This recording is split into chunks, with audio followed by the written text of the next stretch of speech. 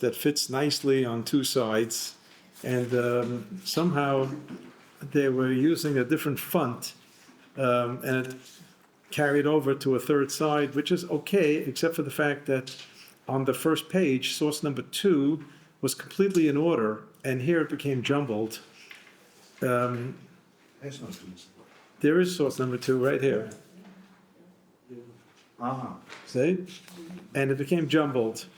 I have a quote out of Nishmat Kol Chai, and the last word of each line carried over to the right side, and it split the Akdamot with words from the quote from Nishmat. That shouldn't have happened, but all right, it's not the worst of error.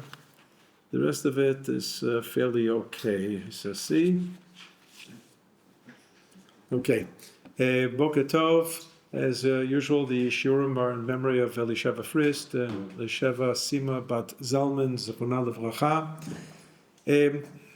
My wife gave me an idea to perhaps do the Akdamot, or Akdamut, as it's spelled, Akdamut Milin. Many people call it Akdamus. Akdamut Milin, which is a poem that we say on Chag HaShavuot as Kriyat Torah commences. So let's say a few words about this particular poem. It says, Me'et Meir ben Rabbi Yitzchak, Shatz, which means Shliach Tzibur, Nehorai.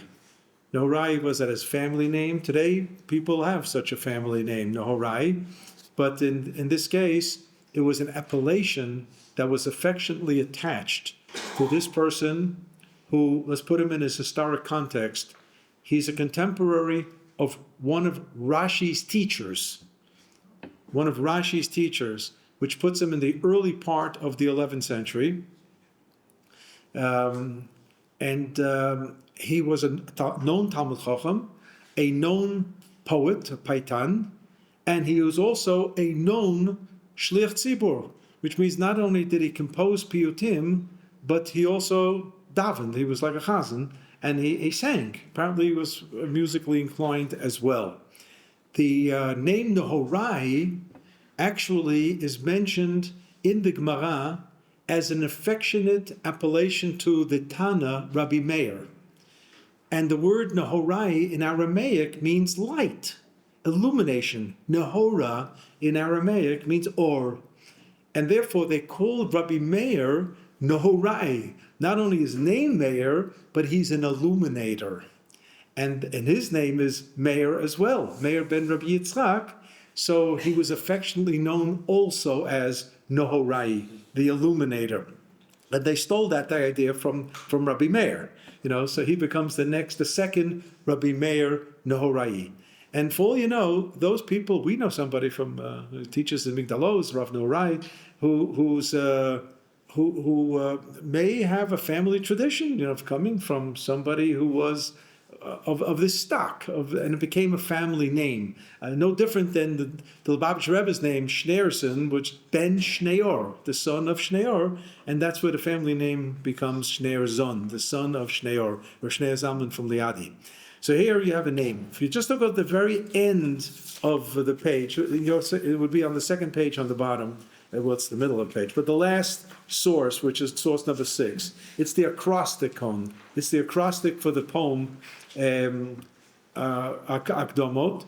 Akdamot actually has 90 lines. I did not print out here 90 lines, but as we'll see in a second, it can be divided into particular sections. One long section I don't have on the page, but I'm going to give you, so you get your money's worth, I'm going to give you the gist of it anyway, because it just would have carried over for another hour just to analyze it.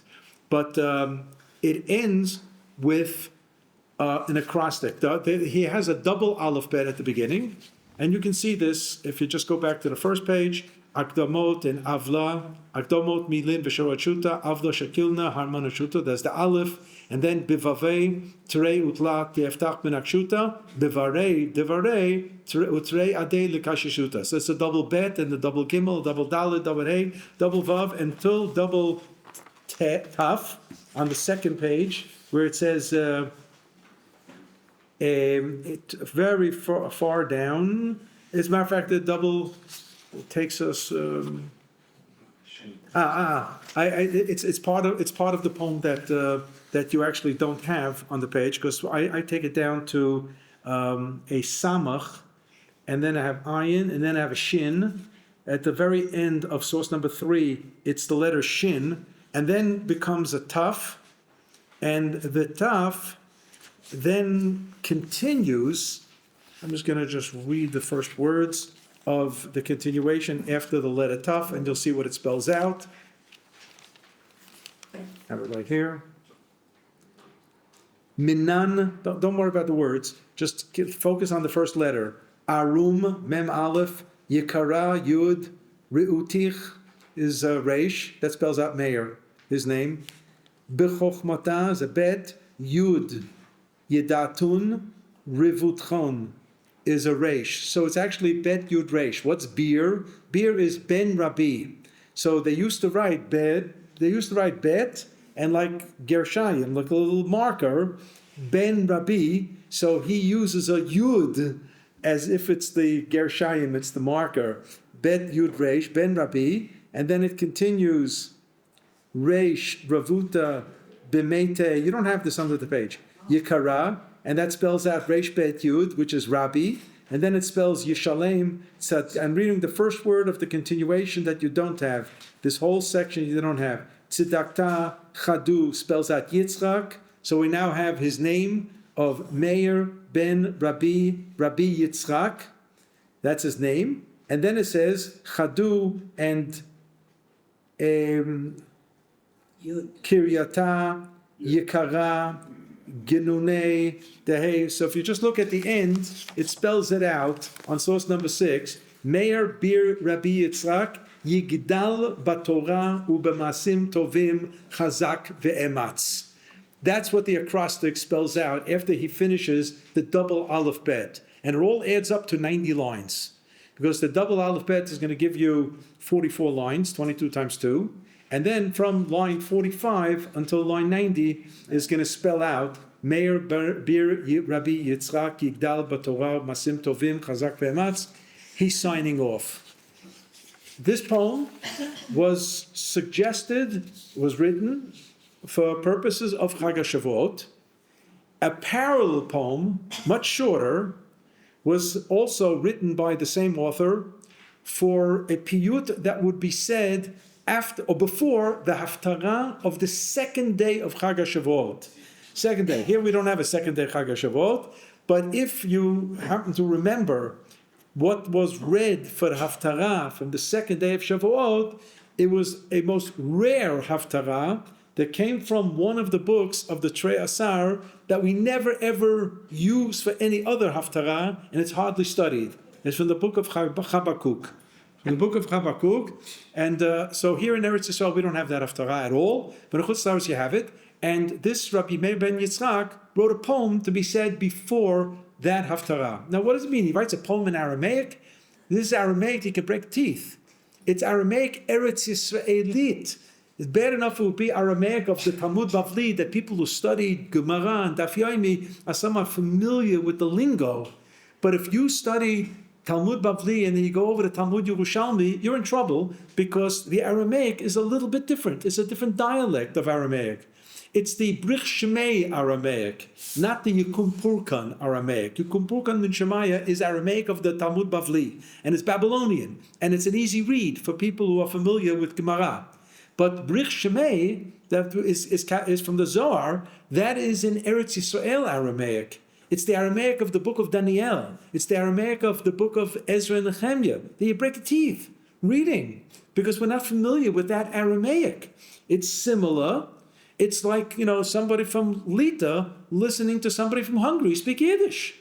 It's the same language fundamentally. You can have some different words here and there, but the intonation is going to be different, and you're going to have a hard time following it. It's not going to be clear. No different than, people from different parts of England and different parts of the United States who may all speak English. I know that the Brits tell me that the Americans don't speak English. Besada. But it's you can pick out the Bostonians and the Chicagoans and the Texans. It's very easy if you're familiar with the intonation of the various languages. So here you have Aramit Eretz Yisraelit, and he's writing this long poem. And why is he doing it in Aramaic? If he's sitting in the city of Worms in Germany in the 11th century, early 11th century, pre-crusade, because we read the last 2 weeks the poem that we used for Kinot, Mi'atin Roshim Mayim, from the Colonimus family, bemoaning the crusades of the 3 big cities, Speyer, Magentia, Mainz, and Worms, and we had dates of the 23rd of the 8th of Iyar and the 23rd of Iyar, Rosh Chodesh Sivan, the 3rd of Sivan, the 6th of Sivan, which was Chag HaShavuot, the day that the Torah was given. That was the day the Torah was returned. Kamochein Chazara, we spoke about this, that the feeling that the Torah was returned to Shemayim because there's nothing left, the destruction of the Torah communities, centers, and so on in Europe. Here we're talking about somebody who he's not living in a picnic there. There was anti-Semitism, but he didn't yet have the pogroms of the 1096. He's pre that. And he's suggesting a poem to be read before Kriyat Torah. Why? Because in those days, Kriyat Torah went side by side with the Onkelos translation of Aramaic, which is also Aramaic of Eretz Yisrael. Who was Onkelos? He was a ger, right? Onkelos was a ger, and in the days of Beit HaMikdash still stood when the Torah was translated by Onkelos. And the idea of Shnayim Mikra V'echad Targum, that every week you should go through the Parshat HaShavua twice and once with the Targum. Now, that was kicked in because Kriyat Torah, as established by Ezra HaSofer in the days of the beginning of Bayit Sheni, the Gemara in Masechet Baba Kama, Daf Pei Bet, tells us that one of the institutions of Ezra was to have Kriyat Torah with translation, which means they read a pasuk and they read the Aramaic. For example, Onkelos. Now, Onkelos is not word for word, it's mostly word for word, but here and there, it also integrates commentary, halachic commentary. If you look at Onkelos on Lo Tevashel Gedi B'chalev Imo, it reads Lo Techlun B'sar B'chalav. Don't eat meat and milk. That's not what the pasuk said. The pasuk said, "Lo tevashel gedi b'chalev imo." Don't cook the meat of a goat in its mother's milk, and that's translated by Onkelos as "Lo techlun b'sar b'chalav." So it's a halachic translation. It's a midrashic using medrash halacha, and there are other examples of that. But otherwise, it's pretty fairly, translation, fine, of the text, and they would read it part of Kriyat Torah. The person getting the Aliyah, fundamentally, before there was even a Bal Koreh, the person getting the Aliyah read the Pasuk, and then somebody, a Meturgaman, a translator, read out loud the translation. And the purpose of Ezra HaSofer was that there should be understanding of the text. And they understood the Aramaic, from the days of beginning of Bayit Sheni until the days of the Geonim. For almost 1,500 years. They understood Aramaic. It was their Yiddish, but they understood it. And that's why it was like a translation. This was all dropped in Europe when people didn't understand a word of the Aramaic any longer. And what was brought into the picture were 2 things. One was that Shnayim Mikra V'echad Targum, you don't have to read Onkelos anymore, because you're going to have to look at the Chumash to understand the Onkelos. It's going to be a flip aside. So that dropped, and they said, you know what? Read the Parsha and read Rashi, because Rashi is an explanation. So some people do Shnayim Mikra V'echad Targum by simply reading the Parsha and reading Rashi on the Parsha. And that's how they fulfilled their Shnayim Mikra V'echad Targum. And in Shul, what replaced the Aramaic Meturgaman, the translator, was the drasha. That's where the drasha of the Rav of the Kehillah enters. After laning, he gets up and explains something about the parsha that the average person may have overlooked, never thought about. And if a Rav gets up and just translates the psukim for you, it's a waste of time, because you know that as well. Especially if you have a, Steinzeit. Yeah, if you have a, what do they call it? But, not scroll chumash, right? What is that? What if there's no Rashi on a pasuk? So if there's no Rashi in the pasuk, they just go further. That's all. You've said the pasuk. The whole purpose of Rashi was giving you an explanation. The whole purpose of the takana, the innovation of Ezra Sofer, was that you should understand the text. And if there's no Rashi figured you understood it, right? Sada. So here you have the drasha, which takes the place of the Aramaic. Fine. So now this poem was done as an introduction to the Aramaic translation that's going to happen now as we read the parsha. So the Baal Koreh the Gabbai calls up Kayin.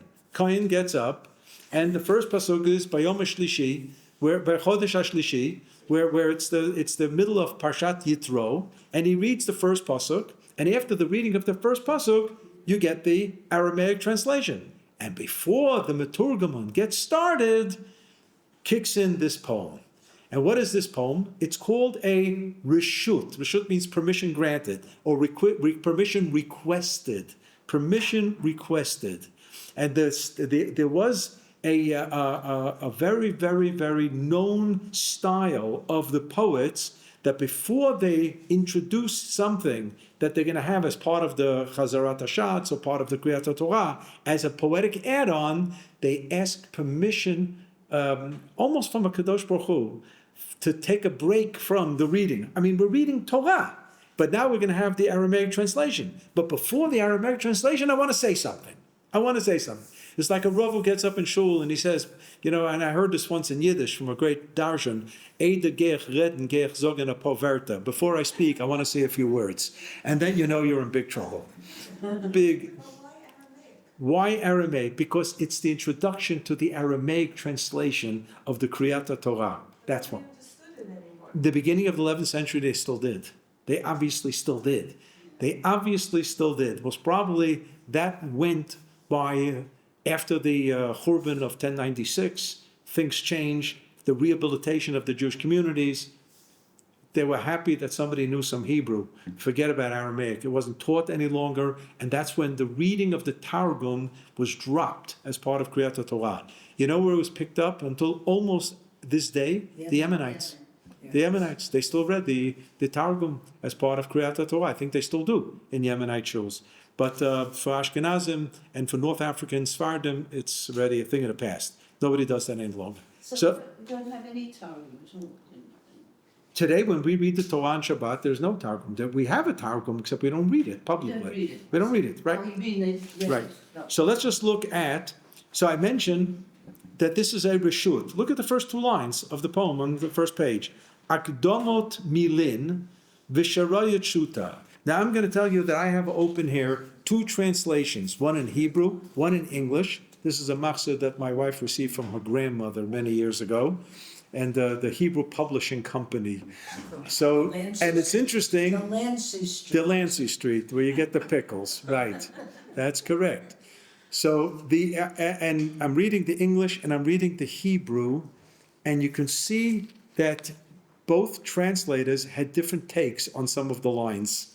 And that's interesting, because the English is trying to give me somewhat of a literal translation, and in the Tal, Machzor Rinat Yisrael, he's giving me more the understanding of the pasuk. So he's translating not literally, but he's translating it so that we should understand it, and so on. So Akdamot Milin, in the English translation, is at the beginning of his words.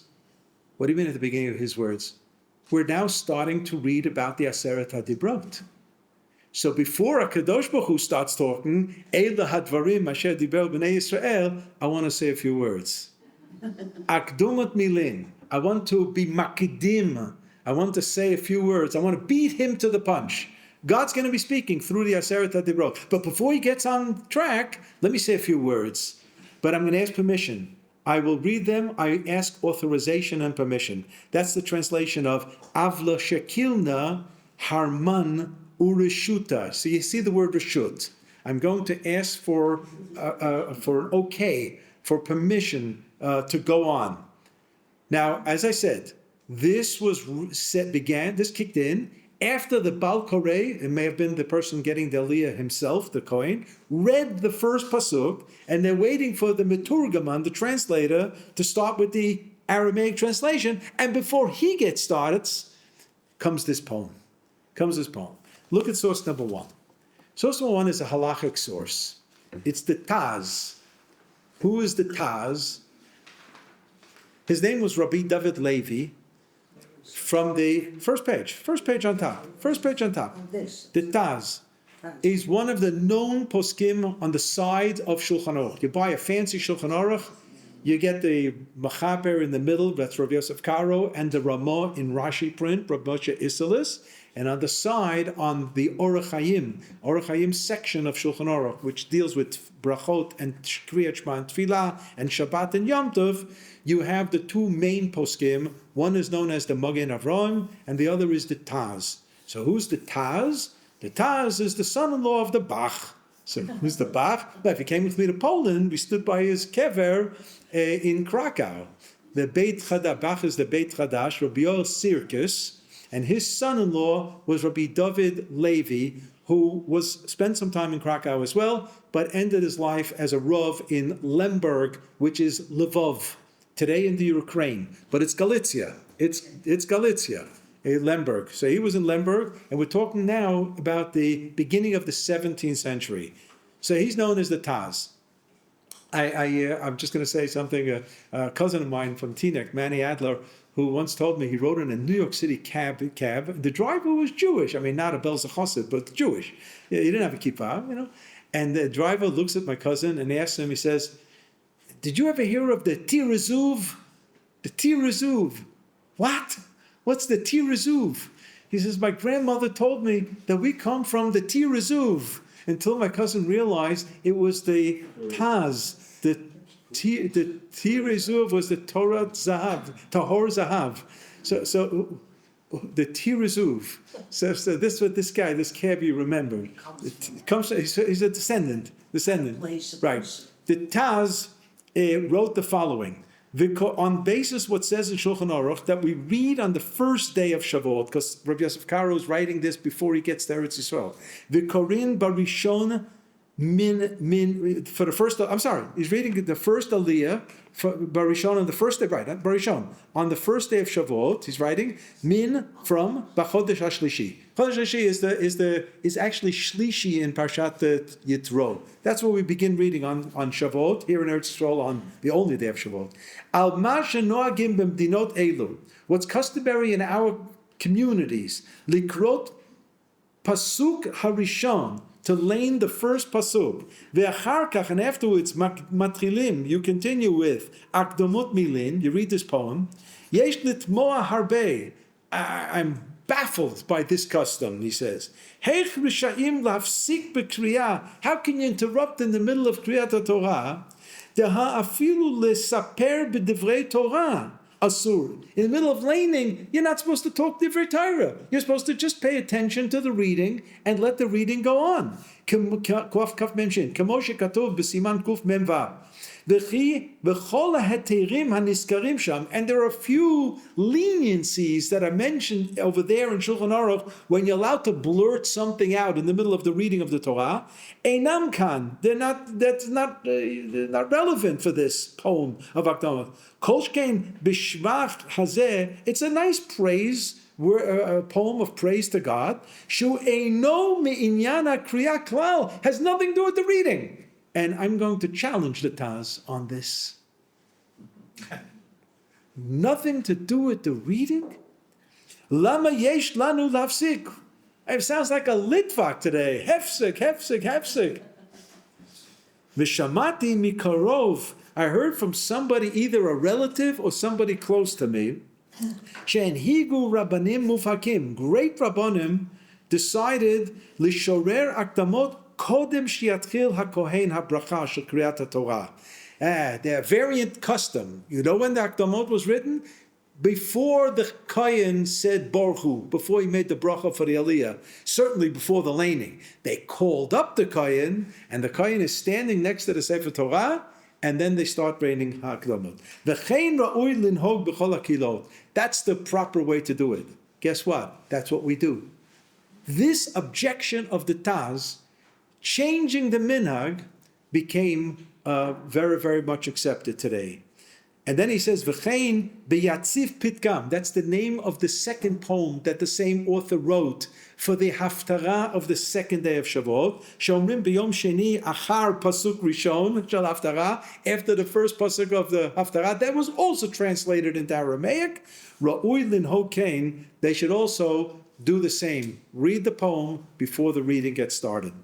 Not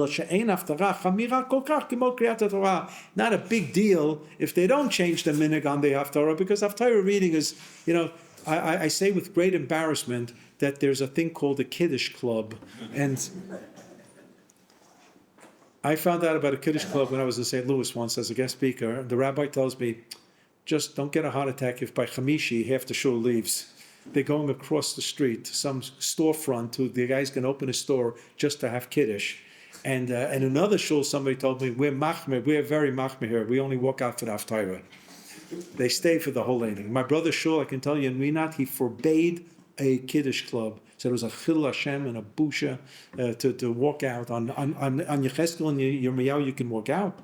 It's such a busha, really a busha, this Kiddush club concept. So here you have the minhag that we do today. Let's see what this is. I'm on the third line now already. On the third line of the letter bet of the poem. Bevavei trei utlat. I want to say 2 or 3 things.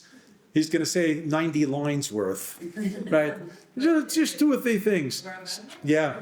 It was read integrally inside the reading of the Torah. Not inside the reading. It was read after the reading of the first pasuk of the Torah. Somebody got up and read this poem. That's what it was really done. But the Taz changed it. The Taz changed it. And what's done is, he said, all right, you want to do it before laning? That's okay. That's okay. And bevarei trei utla te'eftach benakshuta. I'm not going to translate every word. I'm going to begin by 2 or 3 words.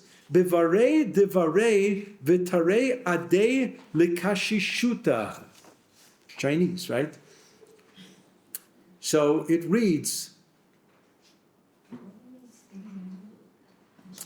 to introduce them with 2 or 3 trembling spoken of the Creator who sustains the world, that's very old. I'm going to say 2 or 3 things about the Creator of the world. And the world is still going on.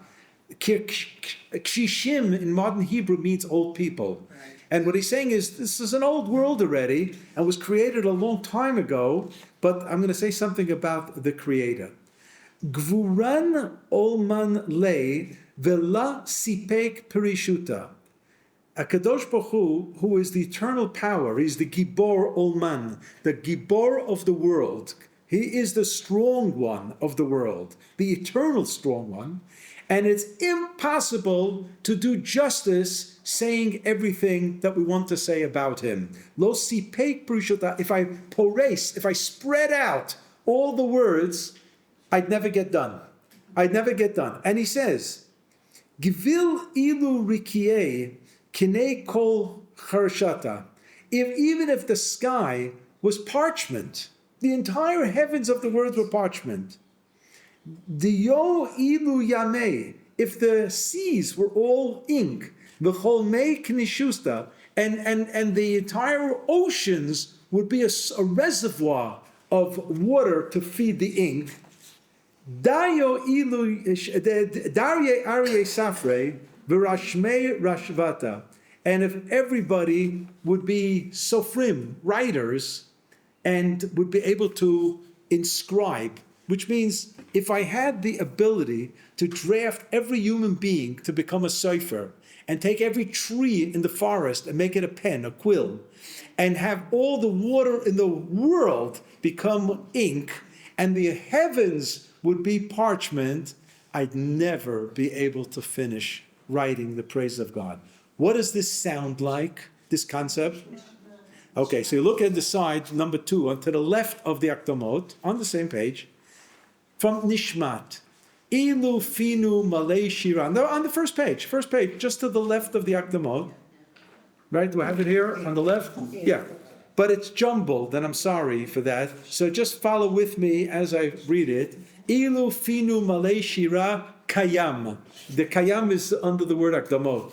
If my mouth was full of song like the sea, ulshonenu rina kamon galav, and my tongue was able to, like waves, keep going, saying the praise of God. V'siftotenu shevach kemechaver rakeh. My lips would be so engrossed with praise as if the width of the heavens.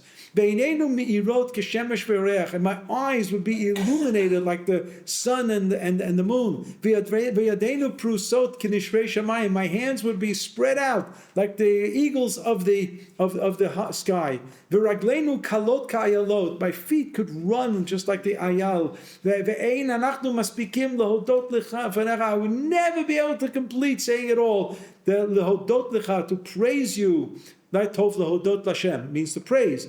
La Hashem Elokeinu v'lekevotenu, our God. Ulevarech et shimcha malkeinu al achat me'alef elef alpei v'rubei v'ramim paramim. Millions of times over. The tovot nisim v'niflaot sh'asad la imanu avotenu me'evanu. The great miracles that you've performed for us, taking us out of Egypt, as it says later, Mimasraim Galtanu, and so on. It's from Nishmat Kol Chai. It's from the Nishmat Kol Chai that we say every Shabbat morning and Yom Tov morning. This is the theme of what he's saying. It's basically one pasuk of Tehillim. One pasuk of Tehillim, which is, now I'm going to forget it. Yeah. Which one? Which one? Which number is that? No? Who's going to help me out? What, all the praise? What? What's the pasuk? The dream, it is. No. I know the pasuk. Numbers. I know the pasuk. Yeah. We'll come to me in a minute. The No? no. What was that? No. No, there's one pasuk. The David Melech says in a we came.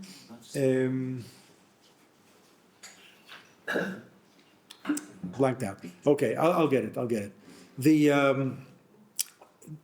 this Akdamot, he's going to go on now to talk about creation, Kadosh Baruch Hu as the great creation. Mi malel gvurot Hashem yashmiya kol tehilato. Okay, that's it. Mi malel gvurot Hashem, who is capable to articulate all the praises of God. Yashmiya kol tehilato. Is it humanly possible for a person to articulate all the praise of God? So what David HaMelech said in one pasuk, Mi malel gvurot Hashem yashmiya kol tehilato. So here in Nishmat, you got it down in about 10 lines, and in the Akdamot, he's got interesting ways of saying it, but it's the same idea. And then he goes on to explain something about the greatness of creation. Fine. So Kadosh Baruch Hu created the world in 6 days, and he made this fabulous creation and all that. And then, if you just look under it, where at the bottom of the page it says, Teur HaMalachim HaMishartim et Kadosh Baruch Hu, a description of the angels who serve God. Flip to the second page. And it's already letter Chet. And it reads, and I'll read the English first, legions of thousands and myriads flock to his service, newly springing every morning with great firmness of faith. More brightly glowing are the seraphims adorned with 6 wings, waiting patiently in silence until the word is given. He's talking about the first creation that we should know about is the world of angels, the world of Malachim. They are soldiers, Chel Elef Alfin. They are thousands, multiples, ribon, tens of thousands, who are there to serve God. And what did they do? They line up and patiently wait for a signal to give Shevach to HaKadosh Baruch Hu. And it's a one-shot deal. every malach has one opportunity in its spiritual existence to say praise to God. And they don't want to miss the opportunity. What was that? Battle of the angel with Jacob, according to the Midrash. Yefeh. Yefeh ma'od. Parshat Vayishlach, where Chazal say that the Ish, the man who did battle with Yaakov Avinu, was an angel, was an angelic figure, and he represented the nation of Esav, and that's why this whole fight was very symbolic, that Yaakov wins, but he wins wounded. So Leah al Yerecho, which spells out that Am Yisrael is going to survive, but survive with pain and limping through history. I mean, how true this was. How true this was. So Leah al Yerecho till this very day. And the Malach once, and it ends with a draw, a teku. Nobody really gets a knockout here, but Yaakov Avinu causes a type of lock together, and the Malach is begging him to release him because he has to go. Well, in Yiddish we say, what's burning? Well, he's got to say Shira, praise, and if he misses that moment, it's gone. Yefemo, to that moment, that's what we learned about it as kids. In Chumash, in first grade, this moment. So the Malachim, they have that one moment. And if you look at, just scroll down on this section, where he says, with the Yud, Yikablun Dain Min Dain. This is a translation of Vikara Ze El Ze V'Amar. What does he say in the second letter of the Yud? Yikar Milei Kol Ara. Yikar Milei Melo Chol Haaretz Kvodo. Litlote Kedushte. With the 3 times of Kadosh. This is Kadosh, Kadosh, Kadosh, Hashem Tzvaot, Melo Chol Haaretz Kvodo. Now where does this come from? It comes from Yeshayahu. It comes from Yeshayahu and Navi, who in 6th Perek sees the scene of the chariot, the Maser Merkava. Maser Merkava is the time of Yeshayahu's initiation to prophecy, and he gets an inkling into the world of the angels. Another Malach also got such a glimpse, and that was Yecheskel, the 1st chapter and the 3rd chapter of Yecheskel. And there he hears a different Shira, Baruch Kvod Hashem Mimkomo. And Chazal say, if you studied Yecheskel against Yeshayahu, the whole description of the Ma'aseh Merkava, the scene of the chariots, by Yeshayahu is 6 verses. And by Yecheskel, it's 2.5 chapters. Why? Because Yecheskel was a person from the Golah, from the diaspora of Bavel. And he was like a tourist coming to a city. He can't stop writing and photographing and telling the story of it. Yeshayahu lived in Yerushalayim, was no big deal. So, I saw the Kotel. Yeah, of course I saw the Kotel. I saw the walls around Yerushalayim. Yeah, I took the bus. I was on the train. I saw the walls of Yerushalayim. It was no big deal. He was the person who lived in the capital. So he saw Kadosh Baruch Hu, Pesada, okay. Yecheskel was a tourist. And he gives this vivid description. Chazal say what Yecheskel saw, Yeshayahu saw. They saw the same thing. But they had a different take on the Kedusha. Because to Yeshayahu, who was here in Yerushalayim, HaKadosh Baruch Hu was all around. Melo Chol Haaretz Kvodo. That's all. Melo Chol Haaretz Kvodo. As the Ganenet would teach the kids here, I remember in America, Hashem is here, Hashem is here, Hashem is everywhere. But Yeshayahu said it. It was Melo Chol Haaretz Kvodo. Yecheskel saw HaKadosh Baruch Hu from a distance. Baruch Kvod Hashem Mim Komo. Kadosh Baruch Hu has an address out there. He's got an address. So, but they saw something about the Malachim. And this is what the poet is saying here about the Malachim, who was saying Melo Chol Haaretz Kvodo. And how do we know it? Because the Malachim, it was revealed to us by the Nevi'im. What do we do when we say Kedusha? Nikadesh et Shimcha Ba'olam, Kishem Shemakdishim Oto B'Shmei Marom. We're going to say words of Kedusha imitating the words that we heard from the Malachim. Who heard it from the Malachim? Kakatuv al yad Nevi'echa, as it's written by the Nevi'im, V'kara zel zeh v'yamar, Kadosh, Kadosh, Kadosh, Hashem Tzvaot. Question. Did Yeshayahu hear each Malach say Kadosh 3 times? Or did the Yeshayahu hear a Malach say Kadosh, except that it wasn't in unison, and it sounded like Kadosh, Kadosh, Kadosh? It's almost like under the chuppah, when the Rav asked 2 witnesses to witness the giving of the ring, so all of a sudden you start hearing Mekudeshet, Mekudeshet, Mekudeshet from all different signs. But so Yeshayahu thought he was hearing 3 different angles of it, and he writes, what did I hear? Kadosh, Kadosh, Kadosh. Except that maybe every malach only said it once. That's one opinion. The other opinion is that each malach said it 3 times. Kadosh, Kadosh, Kadosh.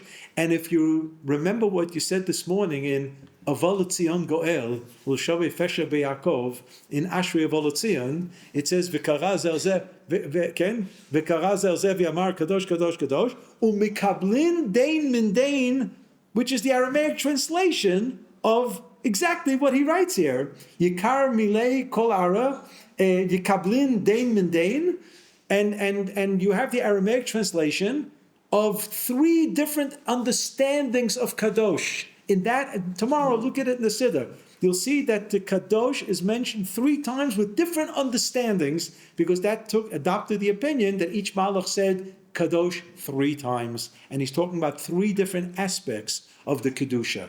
And that's what the poet here adopts as well. Yikablun dein min dein shavei delo b'sheshna. Saying it, Yikar milei chol ara litlote kedushta. 3 times the word kadosh is being said, melo chol haaretz kvodo. And he's only talking about malachim.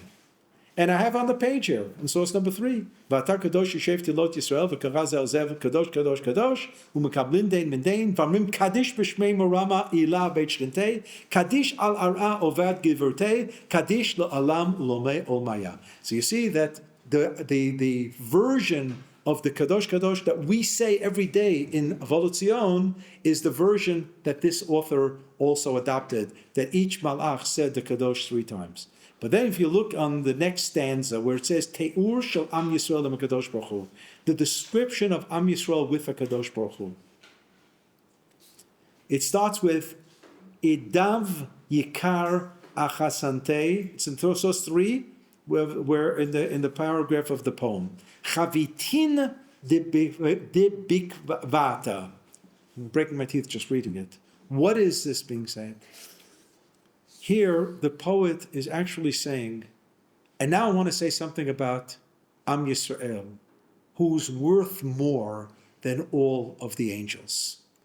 Look what he does. He tells us, I'm going to say a few words about the greatness of HaKadosh Baruch Hu. And he made this fabulous world in 6 days and all that. And with the world came along angels. And the angels are multiple, billions of angels, reborn and so on and so on. And they get to say Kedusha once in their existence. And then comes Am Yisrael. And guess what?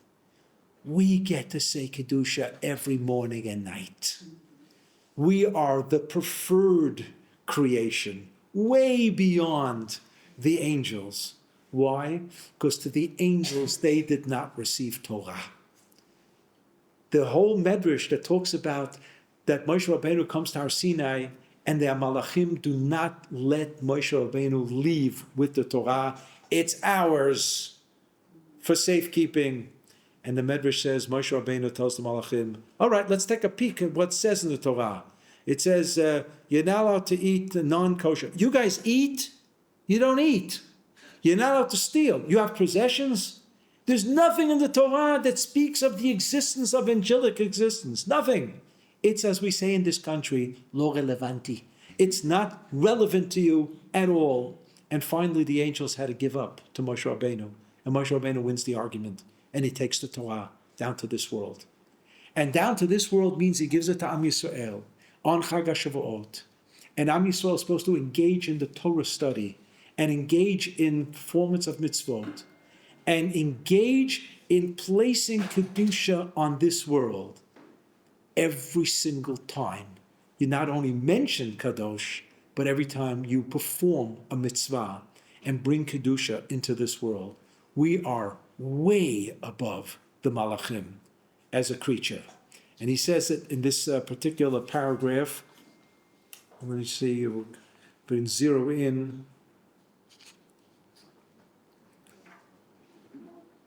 In the letter Tzaddik, and in this paragraph, I'm scrolling down. Tzvi, we want. The word tzavi means wanting. We say it in a ketubah, vitzavi, and the chatan asked, desire that, such and such. Vitzavi, v'chamid, from the word chemed, which was strong desire. V'ragig, di'ileon bilauta. We want to swallow up the words of Torah. We want to absorb the words of Torah. Tzloton b'chein. What tzloton means? Tfilah. Titkabel tzloton uvauton d'chol Beit Yisrael. Tzloton the tfilah b'chein mitkabel. God will accept our tfilot. He will accept our mitzvot. Ketira l'chei olma betaga b'shvuata. On Chag HaShavuot, HaKadosh Baruch Hu will give us the crown of Torah because we have accepted Torah. Taga is crown. God has accepted us, given us an eternal crown of Torah. Kavel yikar totefta yetiva bikviuta. I'm studying Torah as I am wearing my totefet. What's totefet? Tefillin. What's the relationship of tefillin with Torah? Look at source number 4. Source number 5 first. Well, let's say source number 4 first. Source number 4 comes from Yeshua. First chapter of Yeshua. Lo yamush sefer haTorah ze mipicha. Don't let the sefer Torah leave your mouth. Vehagita bo yamam v'layla. Engage in the study of Torah day and night. Leman tishmor lasot kechol hakatuv bo, ki az tatzliach et drachecha va'az taskil. You will be successful if you keep the Torah with you. This is what Yeshua is being told by Kadosh Baruch Hu, and Yeshua is giving it over to OUisrael in his first major delivery to the people. And in the next, source number 5, which is already at the beginning of the last page, from Parshat Bo, Vaya le'ot al yadcha u'zikaron beinenecha leman tiyeh Torat Hashem beficha ki biyad chazaka hotziacha Hashem miMitzrayim.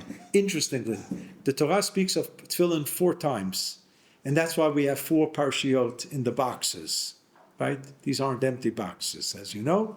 Of course, if you go to Macy's in New York City and buy the bar mitzvah kit, you can pick it up for $25. The boxes are cardboard, the parshiot are printed paper, and why should I spend so much money for tefillin if I just need it for the picture at the bar mitzvah, right? Because tefillin costs a few $100, a nice pair of tefillin, as we know, right? So here, in the first time, it doesn't say totefet. The second time, in Parshat Bo, it says, Vayala ota yadcha u'letotafot beinenecha ki b'chozek yad otziacha Hashem miMitzrayim. The third time is in Devarim already, u'kshartam la'ot ayadecha vayu letotafot beinenecha. And the fourth time in Parshat Ekev in Devarim, u'kshartem la'ot al yadchem vayu letotafot beinenechem. So the Parshanim struggle with the word totefet. It doesn't have a parallel in the Torah, and they work it out that it means boxes and whatever. Right. False teeth? That's with a tough, not a tet. Okay. Well, it sounds the It same. sounds the same. That if you were a Yemenite, you'd never say it the same way. Okay? Because the tough is a fader. The tough is a fader. It's a th. Right. Now, but we have mixed, Ashkenazim made a chaf and a chet, and we mixed the whole thing up. But here you have a pasuk where instead of totefet, it's zikaron. It's the first time this mentioned in the Chumash. Vaya le'ot al yadcha u'lezikaron beinenecha leman tiyeh Torat Hashem beficha ki biyad chazaka otziacha Hashem miMitzrayim. In other words, what's the purpose of tefillin? The purpose of tefillin is to remind you to study Torah. And the mitzvah of tefillin is from morning to night. We take it off after shacharit. Why?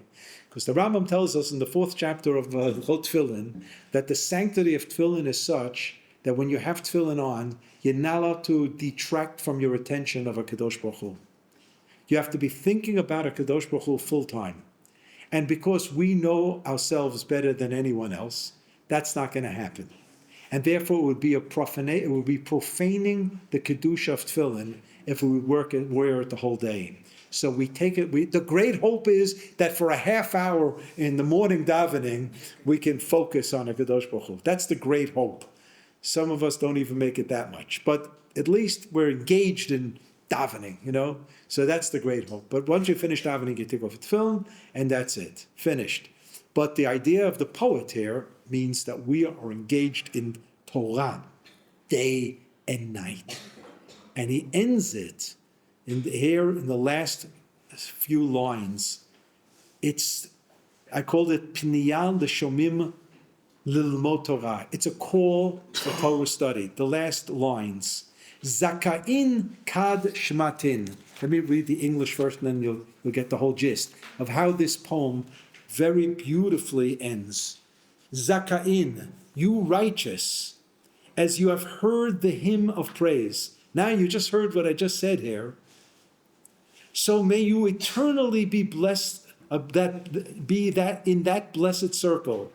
You should be in the circle of which a Kadosh Baruch Hu has prepared for OUisrael in the end of days. That section that I did not give you on the page talks about how a Kadosh Baruch Hu is going to help OUisrael get through the galut, the bitter, bitter galut. And there's going to be a circle at the end for tzaddikim, and you're going to be part of it if you study Torah. If you will be worthy of a place in the highest row, if you will obey the words uttered in this glory, exalted is the God from the beginning to the end, who loved us and graciously gave us his Torah. Right? Let's read it. Zakain kad shmatun, shvach da shirata, kvi'in kein te'evun, behanhu chaburata, v'tisku lidi teitvun, be'ala darata, arei tetzitun lemilei, lenafkei behadrata, meromam hu Elokeina. Kadosh Baruch Hu is exalted. Bekadma ubatraita. Early, he's the first one and he's the last one. As we say, Behu Rishon v'hu Acharon. Ani Rishon v'ani Acharon. Tzvi ve'atrai ban umisar lan oraita. God, who loves us so graciously, gave us the Torah. And then the Bal Koreh continues in its earliest version. And today, the Kohen then says, Baruch Hu et Hashem Vorach, says the Bracha. How could the Taz say that this is not relevant to Kriyat Torah? The whole poem is a song of love of Torah, of encouraging people to study Torah. So here comes the postscript. I heard about Akdamot for the first time from a Rebbe in 6th grade. His name was Rabbi Geldworth. He's the only Rebbe I remember anything from my elementary school. He was a phenomenal teacher. He was a terror. He was a terror in class. He made us, if I have an ulcer, it's from there. The principal, who was a wonderful principal of the Torah's Embassy Shiva, Rabbi Eli Schwartz, Zechron Lebracha, realized that this teacher was so great, but so terrorizing, that he couldn't dare give a class more than an hour a day. So he shifted Rabbi Gelworth to different classes. So you had him a little bit in 6th grade for an hour, in 7th grade for an hour, and he would shift around. We learned more by this teacher, and he's the only teacher I remember anything from, with the terror and all. So maybe the Shita was okay, but maybe Rabbi Schwartz was very generous that we didn't have to have him for 4 hours. But we learned things there. It was unbelievable. And he taught us the story of the legend, the Agadah, of the Sambatyon River. The Sambatyon River, which is in India. So my wife is reading a book now from Hillel Halkin called The Sabbath River. Right? Is that the name of it? And it's about the Sambatyon. And beyond the Sambatyon, the legend was the 10 tribes were sent to, and they were hiding behind the Sambatyon River, deep in the Far East. Why were they hiding? Because the river is like volcanic. It spurts out rocks during the week, and only on Shabbat it rests. And that's why it was called the Sabbath River, the Shabbat Yom. But you can't cross the river, because you're not to cross the river on Shabbat. So they were boxed out. And the story goes that in the 14th century, there was in the city of Worms, in the 14th, this is now the rehabilitated city of Worms, there was a monk, anti-Semite to the core, who also used magic. And Jews were dying because of this magic. And the word was that there's somebody from Shevet Menashe, from behind the Sambatyon, who had the antidote and would be able to stand up to this monk. Because the monk said, if you have anybody, if you can produce anybody who can undo what I'm doing, I'll let you go. I'll let you off the hook. And decided to send a Rabbi Meir to India. And because it was Pikuch Nefesh, he would be able to cross the river on Shabbat. And he gets to the other side. And they wanted to arrest him, the Jews of Bnei Menashe, because he was Machal Shabbos. He went and traveled on a boat on Shabbat. How can you do this? And he explained that he's a representative of the community, and he has to find, so the word was that there's somebody in this community of Bnei Menashe. And they said, yes, there is. He's a very weak person. His name's Dan. And he's going to go back to Worms in Germany and stand up. But you, Rabbi Meir, you're stuck. You can't go back. Unlike the psak that we have today for doctors who have a psak halakha that if they drive to an emergency, they're allowed to drive back to be home for the next emergency, or I'm not going to go if I don't have a heta to come home for Shabbos. So that's it's the heta of two-way street. But no, Rabbi Meir lives out his life. He gives up his family, his whole life, everything. Lives out his life over there, according to this legend. But before this Dan from the Menashe tribe boards the boat, Rabbi Meir composes Akdamot with his name, Meir ben Rabbi Yitzchak Chazak ve'ematz, and he asks that they should read it on Shavuos to remember me, like a Yizkor type. And he does. You know what the problem with this? 14th century, Rabbi Meir ben Yitzchak was dead 300 years already. So the story wouldn't fly. It wouldn't go well. But the association of Worms, the association of the troubles that they had in Worms, the association of a Rabbi Meir who writes a poem of survival of Am Yisrael, we can understand why this Akdamot that was composed in the 11th century takes off in the 14th century. And it becomes a poem for generations to come. Because Chag HaShavuot was a time to remember the decimation of the community of Worms and Speyer and Magensia, Mainz. As we gave the dates of the 8th, the 28th of Iyar, and Rosh Chodesh Sivan, and the 3rd of Sivan, and the 6th of Sivan, Chag HaShavuot. It was associated with Chag HaShavuot. And the message that no matter how bad the communities were, we will rehabilitate the world of Torah. And the Kadosh Baruch Hu promises us that there's going to be eventually an end to all of these tzarot. HaKadosh Baruch Hu is going to get back at the enemy, and he will save us at the end of the day. And this is what Chag HaShavuot is all about. It's the revival of Torah. And that's why Zman Matan Toratenu is not a historic comment, but it's a moment where Am Yisrael pledges to HaKadosh Baruch Hu, Hineni, we're here to continue with the Torah.